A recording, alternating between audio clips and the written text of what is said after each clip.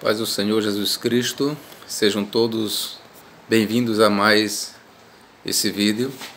Nessa oportunidade nós vamos falar aqui sobre algumas crenças peculiares da seita Testemunhas de Jeová. Vamos falar sobre, por exemplo, o que os testemunhas de Jeová ou as testemunhas de Jeová dizem sobre Provérbios 8:22, que diz assim: no princípio o Senhor me criou, como o começo de suas obras, ou o princípio de suas obras. As testemunhas de Jeová, eles entendem aí uma referência ao Filho em seu estado pré-encarnado como a sabedoria de Deus. Até aí não tem muito problema, porque os pais da igreja, eles sempre entenderam Provérbios 8:22 e sucessivamente como uma referência de fato ao Filho de Deus, a Jesus Cristo. Justino de Roma, ele viu aí a pessoa de Jesus Cristo na pessoa da sabedoria. Tertuliano, Orígenes, Santo Agostinho, a maioria dos pais da igreja. Inclusive, o próprio Novo Testamento, ele em 1 Coríntios 1:24, Paulo vai dizer que Cristo foi feito por nós sabedoria e justiça de Deus. Em Apocalipse 3:14, nós temos Cristo dizendo o seguinte, vou ler em grego: He arche tes kriseos tuteu.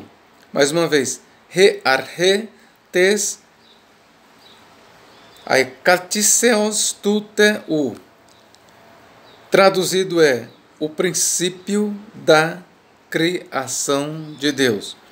Vou ler mais uma vez a frase em grego. He arche tes katiseos tuteu. O princípio da criação de Deus. As testemunhas de Jeová, juntando essas passagens, então eles vão entender que Jesus Cristo é um ser criado na eternidade. Antes de se encarnar, Jesus foi criado em algum tempo na eternidade passada por Deus.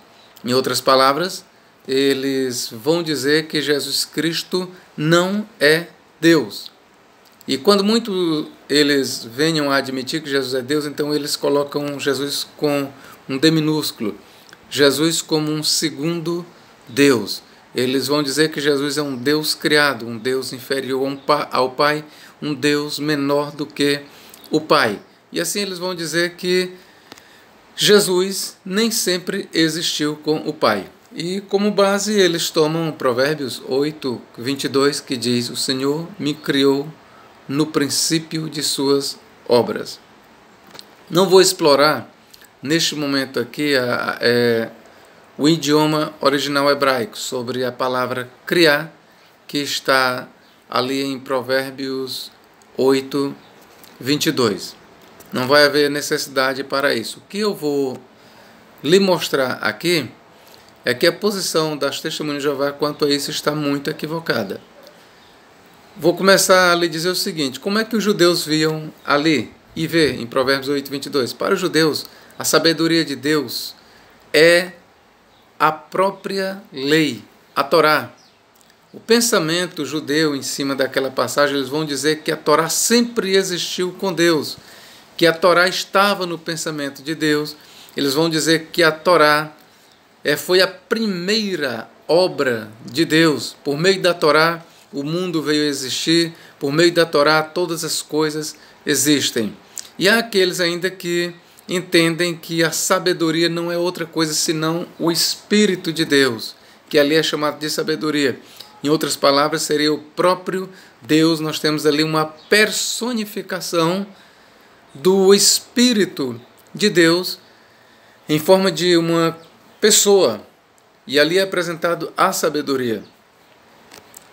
Pois bem, queridos, quando você vai ler Provérbios de forma bem atenta, a conclusão que você vai chegar é que a sabedoria de Deus ali, para começar, não é um ser palpável, não é um ser físico. A sabedoria de Deus, ela tem status divino. E se você ler Provérbios 8, 22 a 30, você vai concluir que a sabedoria de Deus, ela nunca, mas em momento algum, ela foi ausente do Pai. Basta você ler com muito cuidado que você vai ver que a sabedoria de Deus, ela sempre esteve com Deus, sempre esteve no seio de Deus, sempre esteve aprendendo de Deus, sempre foi o aluno de Deus. É por isso que Paulo diz que Cristo foi feito por nós sabedoria e justiça e santificação de Deus. Quanto à passagem de Apocalipse 3,14, me chama a atenção esta palavra bem aqui, re-ar-re, que traduzimos por o princípio da criação de Deus.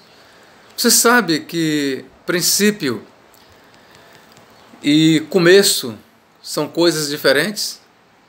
Você sabe que princípio e primeiro são coisas diferentes? A palavra grego para primeiro, primogênito, é prototokos. Por exemplo, Jesus Cristo, em relação a Maria, a ser filho de Maria, ele foi o prototokos, o primeiro gerado dela, mas não foi o único. Por isso se usa o termo prototokos. No caso, aqui em questão, quando Jesus diz, ele mesmo está dizendo, isso diz, o que ele diz? Isto diz o Amém. Aquele que é testemunha fiel e verdadeira, o soberano da criação de Deus. Olha como mudou. Aqui, eu estou lendo aqui no Novo Testamento, estou com uma obra muito interessante aqui, o Novo Testamento Interlinear Analítico, texto majoritário com aparato crítico. Na tradução desta obra, ele traz exatamente soberano da criação de Deus. Por quê?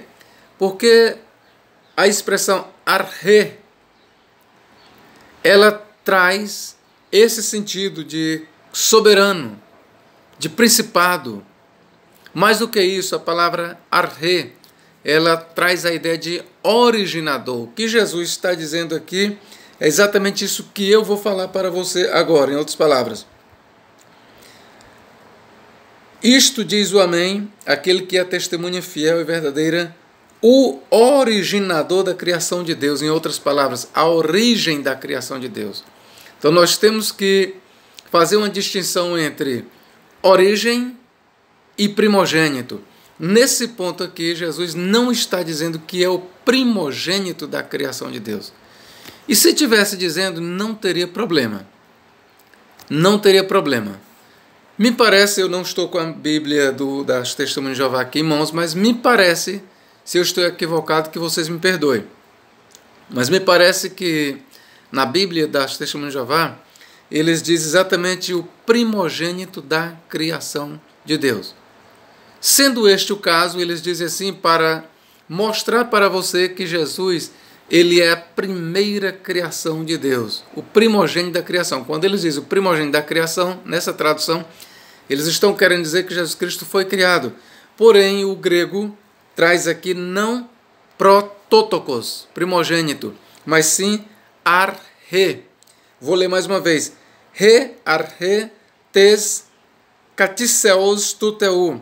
Traduzido, o soberano da criação de Deus. Em outras palavras também pode ser traduzido, a origem da criação de Deus. Professor, mas tem algum exemplo de que esta palavra arre possa ser traduzida por origem, por princípio? Sim. Lá em João 1 diz, en arhe en hologos, kai hologos pros ton theon. Traduzindo, no princípio, en arhe, no princípio, era o verbo, ou seja, en arhe en hologos, kai hologos pros ton theon. No princípio era o verbo e o verbo estava com Deus. Então você vê a mesma palavra arhe em João 1:1. E na Septuaginta, traduzindo o versículo 1, do hebraico que diz Bereshit bara Elohim. Bereshit, no princípio, em princípio, no começo. A Septuaginta traduz ali Bereshit por Arhe. Tá bom, queridos? Então, o que nós temos na palavra Arhe é a ideia de princípio, de origem, de começo. O que Jesus Cristo está dizendo aqui é que ele é a origem da criação de Deus. Ele é o começo da criação de Deus. É nele que a criação de Deus tem origem. É em Jesus Cristo que a criação de Deus tem origem. E aí você me pergunta, e Jesus Cristo tem origem no Pai? Tem origem em Deus? No princípio era o Verbo, e o Verbo estava com Deus, e o Verbo era Deus. E aí você me pergunta, se ele tem origem, então ele nem sempre existiu. Errado. Existiu algum tempo em que Deus não tinha sabedoria? Você vai me dizer, não, Deus sempre foi sábio, pois a Bíblia diz, o próprio Cristo se intitula como a sabedoria de Deus. Paulo, ele diz em 1 Coríntios 1:24, que Cristo é a sabedoria de Deus. Então, assim como o Pai sempre teve sabedoria, assim como Deus sempre teve sabedoria, você pode ter certeza que o Filho sempre existiu com Deus, porque era Deus e porque estava em Deus e no princípio com Deus. Sem ele, nada do que foi feito se fez. Você sabe como é que os testemunhos de Jeová traduz? Eles dizem exatamente assim, ó, sem ele, nada das outras coisas que foram feitas se fez. Você sabe por que outras coisas que eles dizem? Porque eles querem dizer que Jesus Cristo faz parte da criação de Deus. Só que o texto grego não coloca outras, não coloca o termo outros ou outras coisas. O texto grego simplesmente diz, e sem ele nada do que foi feito se fez. Cristo é a origem de todas as coisas. É o princípio, é o começo, é a origem, é o arquétipo de toda a criação de Deus, amados. Então, eu vou ficando apenas por este ponto aqui, ok, amados? E espero que eu tenha ajudado na compreensão. Que Deus em Cristo nos abençoe e nos guarde para todo sempre. Amém.